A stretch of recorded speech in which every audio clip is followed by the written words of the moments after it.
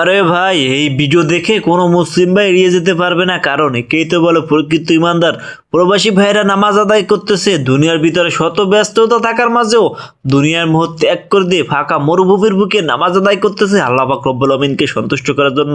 এই প্রবাসী ভাইরা সব সময় 24 ঘন্টা কঠোর পরিশ্রম করতে থাকে, তাদের অন্তরে অনেক কষ্ট থাকে, কিন্তু যে সময় তারা সালাত আদায় করে, নামাজ আদায় করে, ওই সময় তাদের অন্তরটা শীতল হয়ে যায় ভাই। এই মরুভূমি বুকে নামাজ আদায় করতেছে প্রবাসী ভাইয়েরা ভাই।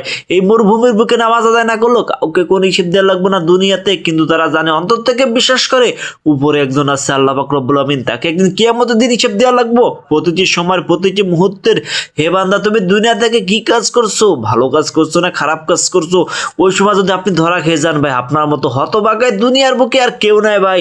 এখনো সময় আছে, আল্লাহর পথে ফিরে আসুন, 5 ওয়াক্ত নামাজ পড়ুন। আর ভিডিওটি ভালো লাগলে চ্যানেলটি সাবস্ক্রাইব করে দিয়ে ভাসে তখন ভালোবাসার মানুষগুলো।